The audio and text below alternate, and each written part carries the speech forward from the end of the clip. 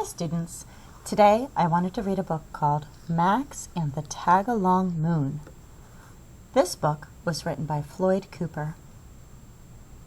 On the front cover, I see a little boy playing with a car, and he's looking at the moon. And I see that it says grandfather, grandson, and the moon above them both. I wonder why that's written there. Max and the Tag-Along Moon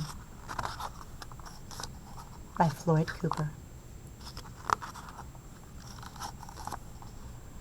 One night, as Max was leaving Grandpa's house, he reached up to give Grandpa a big hug goodbye. In the sky behind Grandpa appeared a big, fine moon.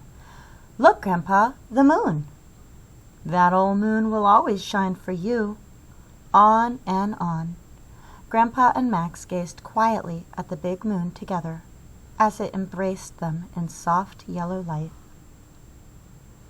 Embrace is like another word for hug, so it's almost like the light from the moon was kind of hugging them. Max smiled at the moon and Grandpa and then climbed into the car. "Bye-bye, Grandpa. Bye-bye, moon." As the car pulled away, Max kept his eyes on Grandpa until he disappeared from sight, and all he saw was the moon. Max kept his eyes on that moon, waiting for it to disappear too. The long ride home was swervy-curvy, this way and that, all the way, and the moon seemed to tag along. Max giggled as he watched the beautiful bright orb flicker through the passing trees, trailing behind the car as it traveled home this way and that, playing peekaboo.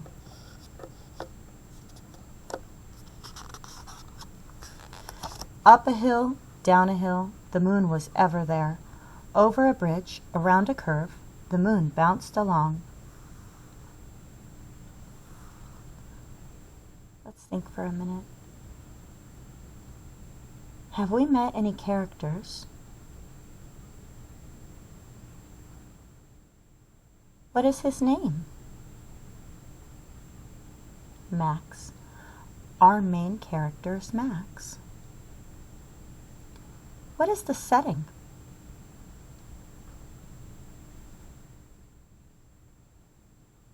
Outside? Okay. Let's be a little bit more specific. Outside at night or outside during the day? Outside at night. We know it's the night because we only see the moon and some stars. Around a tree, past a field of sleeping cows, the moon stayed quietly with Max.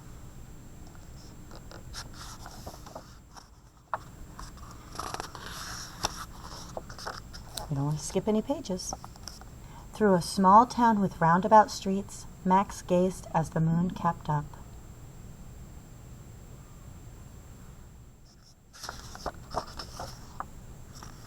At the mouth of a tunnel and out the other end, Max smiled when he saw the moon there, waiting. A tunnel is an area that goes underground. Would he have been able to see the moon in the tunnel? No. So in the beginning of the book, he was with his grandpa, and they were looking at the moon together. In the middle of the book, what has he been doing? He's been in the car. What is he doing in the car? Watching the moon, and the moon seems to be following him. Dark clouds tumbled across the night sky.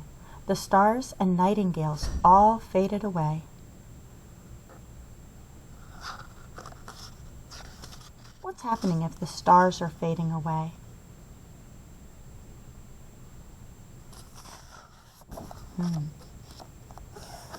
Max searched the darkness and wondered, where is the moon? Grandpa said it would always shine for me.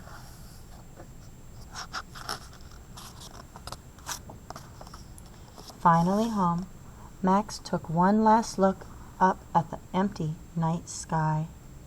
I guess that old moon couldn't shine for me all the way home.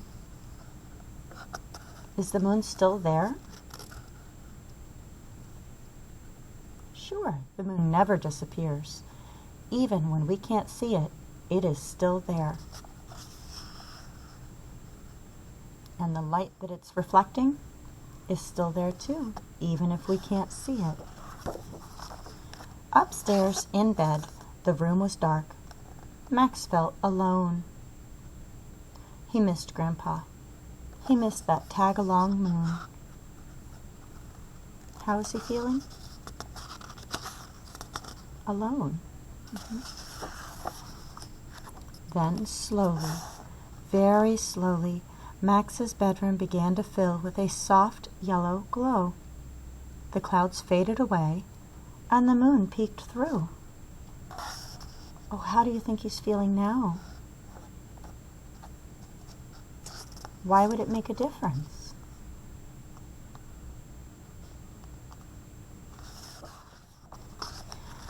Max gazed up at that magic ball of light and thought about what Grandpa said. That old moon will always shine for me, on and on. Max knew then that whenever he saw the moon, he would think of Grandpa, on, and he slept soundly, embraced in soft yellow light.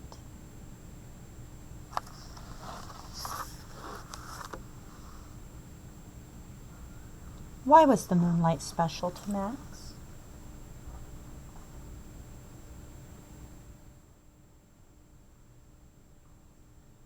How did Max's feelings change from the beginning of the book to the middle to the end?